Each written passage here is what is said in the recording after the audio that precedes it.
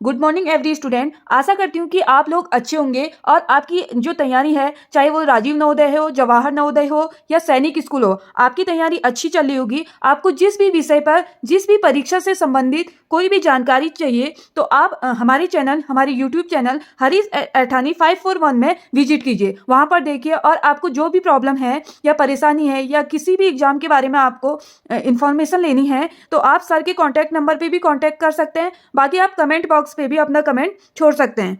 तो आज हम इस वीडियो के माध्यम से जवाहर नवोदय 2017 का मॉडल पेपर यहाँ पर सॉल्व करेंगे। अब हम देखेंगे हमने क्या करना है। यहाँ पर जो वीडियो बन रही है आज, वो बन रही है भाषा परीक्षण की, हिंदी की। तो इसमें क्या होता है, जो राजीव नवोदय की परीक्षा होती है उसमें क्या होता है, हिंदी का पोर्शन इसलिए सरल माना जाता है क्योंकि इसमें आपको क्या दिए जाते हैं, 5 अनुच्छेद यानी पैराग्राफ दिए जाते हैं। तो पैराग्राफ का आंसर आपको पता है, प्रश्न अगर सामने पे है तो आपके आंसर भी सामने पे है। अब बशर्ते जरूरत इस बात की है कि आपको पैराग्राफ की हर एक लाइन को ध्यान से पढ़ना है। तो हर एक लाइन को ध्यान से पढ़ेंगे तो एक पैराग्राफ के अंदर 5 प्रश्न होते हैं, तो 5 के 5 आंसर आपके सामने पे हैं। तो हिंदी एक ऐसा पोर्शन हो जाता है जिसमें आप फुल मार्क्स ला सकते हैं, मतलब एक भी नंबर यहाँ पर कटेगा नहीं। तो हम यहाँ पर पहला अनुच्छेद, पहला पैराग्राफ को यहाँ पर हम देखते हैं। सबसे पहले हमने क्या करना है, पैराग्राफ की लाइन, एक एक लाइन को आपने ध्यान से पढ़ना है, एक एक शब्द आपके माइंड में होना चाहिए। तो देखो मैं स्टार्ट करती हूँ। यहाँ पर इसमें पैराग्राफ है, एक गांव में एक लड़का रहता था। उसके घर के पास क्या था, एक बड़ा पेड़ था जिसमें क्या रहता था, एक बंदर रहता था जो बहुत ही शरारती था। अब बंदर तो नटखट होती ही है। तो आगे देखिए, फिर भी उसकी माँ उसे बुलाती थी और खाने में केले और मिठाइयाँ देती थी। अब एक बार क्या हुआ, लड़का अपनी माँ के साथ मेला खेलने गया तो उन्होंने क्या किया, अपने घर में घर में ताला लगा दिया और सुबह से ही वो चले गए थे। शाम को लौटने पर उसकी माँ और बच्चे ने देखा कि वो बंदर दिन भर पेड़ में था, कहीं भी नहीं गया, अर्थात वृक्ष की सबसे ऊंची डाल पर बैठा बैठा वह सारे दिन घर की रखवाली करता रहा। उसकी माँ ने उस दिन उसको बहुत सारी चीजें दी। बंदर ने घर की रखवाली की तो उसकी माँ प्रसन्न होगी, बहुत खुश होगी, तो उन्होंने उसको पे प्यार जताया और उसको बहुत सारी चीजें दी। अब देखो हम पहला प्रश्न पढ़ते हैं। पहला प्रश्न है, पेड़ पर कौन रहता था। अब यहाँ पर है, पेड़ पर कौन रहता था। तो पहले प्रश्न का आंसर हम पैराग्राफ की पहली लाइन पढ़ते हैं। एक गांव में एक लड़का रहता था, उस घर के पास एक पेड़ था, पेड़ पर कौन रहता था, बंदर रहता था। तो पहले प्रश्न का आंसर हो गया ऑप्शन नंबर 2, बंदर। सेकंड है, लड़के की माँ उसको क्या खाने को देती थी। अब आगे को पढ़ते हैं। फिर भी उसकी माँ उसे घर बुलाती थी, नटखट होने के बाद भी घर बुलाती थी और उसे खाने के लिए केले और मिठाइयाँ देती थी। अब देखो 77 दूसरे क्वेश्चन का आंसर पैराग्राफ की दूसरी लाइन में दिया है, क्या देती थी, केले और मिठाइयाँ, ऑप्शन नंबर 4। अगला क्वेश्चन है, लड़के के घर की देखभाल किसने की। अब देखो आगे को देखते हैं। लड़का अपनी माँ के साथ मेले गया और शाम को उन्होंने देखा कि वह बंदर क्या कर रहा था, कहीं भी पेड़ छोड़कर नहीं गया था और वृक्ष की ऊंची डाल पर बैठकर घर की रखवाली कर रहा था। तो पैराग्राफ की लास्ट लाइन में देखिए कौन देखभाल कर रहा था, तो ऑप्शन नंबर है 1, बंदर।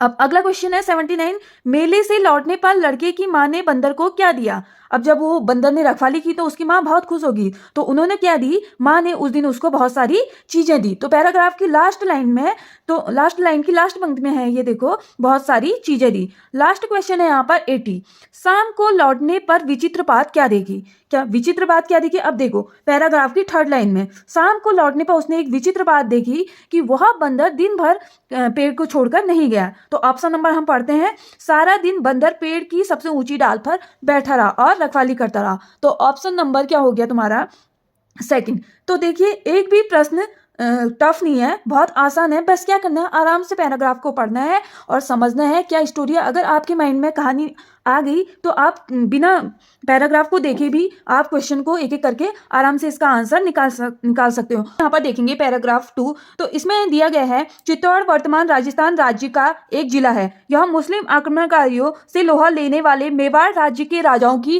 राजधानी था। अलाउद्दीन खिलजी ने 1303 में चित्तौड़ पर अधिकार कर लिया। बाद में राजपूतों ने 1308 में चित्तौड़ पर पुनः अधिकार कर लिया। अकबर के शासनकाल में भी राजपूतों ने अकबर से वीरतापूर्वक मुकाबला किया। अब महाराणा प्रताप जैसे वीर और साहसी राजा ने जंगलों में भटकना तो स्वीकार किया, लेकिन अकबर की अधीनता स्वीकार नहीं की। अनेक राजपूत रानियों ने भी अपने सतीत्व की रक्षा के लिए आग में जलकर क्या कर लिया, जौहर कर लिया। चित्तौड़ में निर्मित विजय स्तंभ और कीर्ति स्तंभ और किला राजपूतों की वीरता की गाथा को सुनाते हैं। अब हम अनुच्छेद का पहला प्रश्न यहाँ पर पढ़ेंगे। चित्तौड़ स्थित है, तो चित्तौड़ कहाँ स्थित है? पैराग्राफ की फर्स्ट पंक्ति में हम देखेंगे चित्तौड़ वर्तमान राजस्थान राज्य का एक जिला है, तो ऑप्शन नंबर 2। अगला क्वेश्चन देखेंगे यहाँ 82। अलाउद्दीन खिलजी ने चित्तौड़ पर अधिकार कर लिया था, तो कब अधिकार किया? पैराग्राफ की दूसरी लाइन यहाँ पर देखिए, अलाउद्दीन खिलजी ने 1303 में चित्तौड़ पर अधिकार किया, option number 3।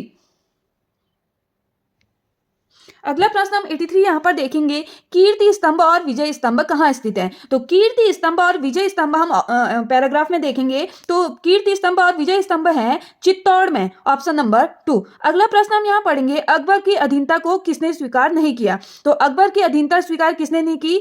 Option number A, Maharana Pratap. Maharana Pratap ने वीर और साहसी राजा होने के वीर और साहसी राजा थे, उन्होंने क्या कहा? जंगलों में तो मैं भटक लूंगा पर अकबर की अधीनता स्वीकार नहीं करूंगा। ऑप्शन क्वेश्चन नंबर 85 हम देखेंगे। राजपूत रानियां अपने सतीत्व की रक्षा के लिए क्या करती थी? जो रानियां थी वो अपने सतीत्व की रक्षा के लिए क्या करती थी? आग में जलकर जौहर कर लेती थी, ऑप्शन नंबर 2।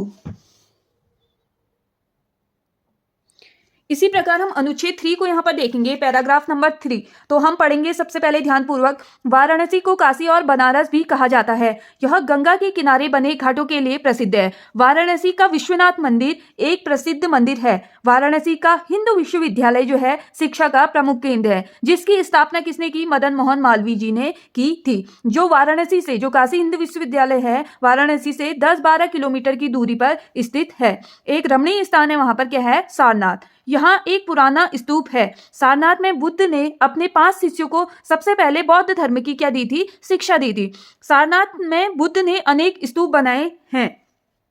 यहाँ श्रीलंका, थाईलैंड, चीन, जापान देशों द्वारा बनाए गए मंदिर भी प्रसिद्ध हैं। सारनाथ में एक राजकीय संग्रहालय है, जिसमें बहुत सारी क्या रखी गई हैं? मूर्तियां रखी गई हैं। यहाँ सम्राट अशोक ने के 4 सिंह वाला स्तंभ भी रखा गया है, जो हमारा क्या है? राज चिन्ह है। बताओ इस चिन्ह को किसने किसने देखा? वाराणसी जो है जरी और रेशम के काम के लिए क्या है? प्रसिद्ध है। प्रसिद्ध सहनाई वादक बिस्मिल्लाह खां और तबला वादक जो है किशनजी महाराज जो है वाराणसी के रहने वाले थे। तो हम प्रथम प्रश्न देखेंगे, यहाँ क्वेश्चन नंबर 86 देखेंगे, तो इसका आंसर हमारा क्या है? पैराग्राफ के अंदर ही है। तो काशी में एक भव्य मंदिर है। तो काशी में कौन सा एक भव्य मंदिर है? काशी को ही क्या कहते हैं? वाराणसी को या को काशी और बनारस भी कहा जाता है। तो यहाँ पर हम देखेंगे वाराणसी या काशी। काशी में क्या है? विश्वनाथ मंदिर, ऑप्शन नंबर ए। पैराग्राफ का पहला सवाल पहली पंक्ति में ही हमें मिल गया। 87 क्वेश्चन हम यहाँ पर देखेंगे। काशी हिंदू विश्वविद्यालय की स्थापना किसने की? तो जो काशी हिंदू विश्वविद्यालय था उसकी स्थापना किसने की? पैराग्राफ की सेकंड लाइन में देखिए, मदन मोहन मालवीय जी ने। तो 87 का ऑप्शन नंबर 3। 88 का हम देखेंगे। सारनाथ कहाँ स्थित है? वाराणसी से कितनी दूर स्थित है? तो सारनाथ स्थित है वाराणसी से 10 से 12 किलोमीटर की दूरी पर, ऑप्शन नंबर 4। 89 क्वेश्चन देखेंगे हम। सारनाथ स्थित अशोक के स्तंभ में है। तो अशोक के स्तंभ में क्या है? 4 सिंह वाला स्तंभ दिया गया है। तो इसमें देखेंगे ऑप्शन नंबर 89 का सेकंड। वाराणसी निवासी किशनजी महाराज का संबंध किस वाद्य यंत्र से है? तो लास्ट प्रश्न है हमारा। तो लास्ट पैराग्राफ की लास्ट लाइन में देखिए, तो किशनजी महाराज का संबंध है तबला से, बिस्मिल्लाह खां का संबंध है शहनाई से। तो किशनजी महाराज का संबंध है तबला से, ऑप्शन नंबर 3। अब हम यहाँ पर पैराग्राफ नंबर 4 देखेंगे, अनुच्छेद नंबर 4। तो सबसे पहले हम पैराग्राफ को यहाँ एक एक लाइन करके हम यहाँ पर आसानी से पढ़ेंगे। तो पैराग्राफ स्टार्ट करती हूँ मैं। राज्याभिषेक के बाद भी शिवाजी ने अपना विजय अभियान जारी रखा। बीजापुर और कर्नाटक पर आक्रमण करके समुद्र तट के सारे प्रदेशों को उन्होंने अपने अधिकार में ले लिया। शिवाजी ने ही सबसे सुव्यवस्थित ढंग से पहले नौसेना का उन्होंने क्या किया था? गठन किया था। शिवाजी महान दूरदर्शी थे और वे यह जानते थे कि भविष्य में नौसेना की आवश्यकता उन्हें पड़ेगी। शिवाजी क्या करते थे? सभी धर्मों का आदर करते थे। राज्य के पदों में वितरण में कोई भेदभाव वो नहीं करते थे। वे राज्य में स्त्रियों का बड़ा सम्मान करते थे। युद्ध में यदि शत्रु पक्ष की कोई महिला उनके अधिकार में भी आ जाती थी तो भी वे उसका क्या करते थे? सम्मान करते थे और वे उसे पति अथवा माता पिता के पास क्या करते थे, पहुंचा देते थे। उनका राज्य धर्मनिरपेक्ष राज्य था। उनके राज्य में हर एक व्यक्ति को क्या थी, धार्मिक स्वतंत्रता थी। अत्याचार के दमन को वे अपना कर्तव्य समझते थे, इसलिए सेना संगठन को विशेष क्या देते थे, वो महत्व देते थे। सैनिकों की सुख सुविधा का क्या रखते थे, वो विशेष ध्यान रखते थे। शिवाजी के राज्य में अपराधी को दंड भी मिलता था। जब उनका पुत्र संभाजी अमर्यादित व्यवहार करने लगा तो उन्होंने भी उसको क्या कर दिया, बंदी बना लिया। तो इसमें जो है शिवाजी जो है क्या करते थे, नौसेना का संगठन की ओर विशेष ध्यान वो देते थे। सेना का संगठन कैसे किया जाता है, कैसे उन्हें अच्छा व्यवहार, कैसे उनको सुख सुविधा दी जाए, तो सेना की संगठन की ओर वो क्या देते थे, विशेष ध्यान देते थे। तो पहला प्रश्न हम यहाँ पर पढ़ेंगे 91। शिवाजी ने कहाँ पर आक्रमण करके समुद्र तट के सारे प्रदेशों को अपने अधिकार में ले लिया? तो पहला प्रश्न का आंसर पैराग्राफ की पहली लाइन में, कर्नाटक और Bijapur, option number 2। Question number 92 है, यहाँ पर शिवाजी आदर करते थे। तो शिवाजी किसका आदर करते थे? तो शिवाजी करते थे सभी धर्मों का। तो 92 का है ऑप्शन नंबर 4। 93 का है, शिवाजी के पुत्र का क्या नाम था? तो शिवाजी के पुत्र का नाम था, यहाँ पर लास्ट लाइन में देखिए आप, शिवाजी के पुत्र का नाम क्या था, संभाजी। अगला प्रश्न हम यहाँ पर देखेंगे 94। शिवाजी के आदेश से बंदी बना लिया था। तो इसका आंसर आप बताइएगा, क्योंकि इसका हूबहू आंसर जो है ऑप्शन क्वेश्चन नंबर 93 में भी है। तो शिवाजी के आदेश से किसको बंदी बना लिया? इसका आंसर आप कमेंट बॉक्स पे कमेंट कीजिएगा। अब मैं क्वेश्चन नंबर 95 देखती हूँ। युद्ध का विलोम क्या होगा? तो विलोम शब्द क्या होते हैं? उल्टे शब्द। तो जहां पर युद्ध होगा तो युद्ध का उल्टा होगा, युद्ध को समाप्त कैसे किया जाता है? शांति द्वारा। तो युद्ध का विलोम होगा यहाँ पर 95 का फर्स्ट, शांति। अब हम यहाँ पर लास्ट पैराग्राफ यहाँ पर देखेंगे, पैराग्राफ नंबर 5। तो हम सबसे पहले पैराग्राफ को इसी तरीके से पढ़ेंगे जिस तरीके से हमने पुराने पैराग्राफ को एक एक लाइन करके पढ़ा। तो मैं स्टार्ट करती हूँ लास्ट पैराग्राफ की पहली लाइन। एक वन में एक रहर था, उसमें क्या थे, बहुत सारे मेढक। तो उन मेढकों का एक क्या था, मुखिया था, जिसका नाम क्या था, गंगदत्त। एक बार गंगदत्त रहर से पानी निकालने वाली टिड्डों की माला में बैठकर कुएं से क्या है, बाहर आया। बाहर की दुनिया जब उसने देखी तो वो बहुत खुश हो गया। वह फुदक फुदक कर वन की हरियाली की सैर करके उसे बड़ा आनंद प्राप्त हुआ। काफी देर तक फुदकने घूमने के बाद वह हरी घास से भरे मैदान के पास पहुंचा।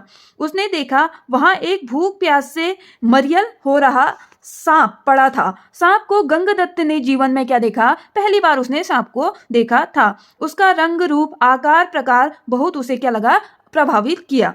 तो अब हम इसके प्रश्न को, हम पहला प्रश्न देखेंगे 96 से। रहट में कौन सा जीव रहता था? तो पहला पैराग्राफ पहली लाइन। तो रहट में कौन सा जीव रहता था? तो रहट में रहता था एक बहुत सारे मेढक। उसमें क्या रहते थे, बहुत सारे मेढक, ऑप्शन नंबर 2। मेढकों के मुखिया क्या नाम था? तो ऑप्शन क्वेश्चन नंबर 2 का आंसर हम देखेंगे, मेढकों के मुखिया का नाम था गंगदत्त। तो ऑप्शन नंबर 3, 97 का ऑप्शन नंबर 3 है गंगदत्त। 98 का देखेंगे हम, गंगदत्त ने हरी सांप से भरे मैदान में क्या देखा? तो उसने क्या देखा? तो हरी घास से भरे मैदान में उसने क्या देखा, एक मरियल सांप को देखा। तो 98 का ऑप्शन नंबर 2 क्या होगा, राइट आंसर होगा। 99 का देखेंगे, सांप देखने में कैसा था? तो सांप देखने में कैसा था, जब सांप को उसने देखा तो वो क्या था, भूख प्यास से मरियल हो रखा था। तो ऑप्शन नंबर 2, 99 का ऑप्शन नंबर 2। तो लास्ट क्वेश्चन हम देखेंगे, लास्ट पैराग्राफ का लास्ट क्वेश्चन हम देखेंगे, गंगदत्त घूमता हुआ कहां पहुंचा? देखेंगे, गंगदत्त घूमता हुआ हरी घास से भरे हुए मैदान में पहुंचा। तो 100 का ऑप्शन नंबर होगा फर्स्ट, मैदान में।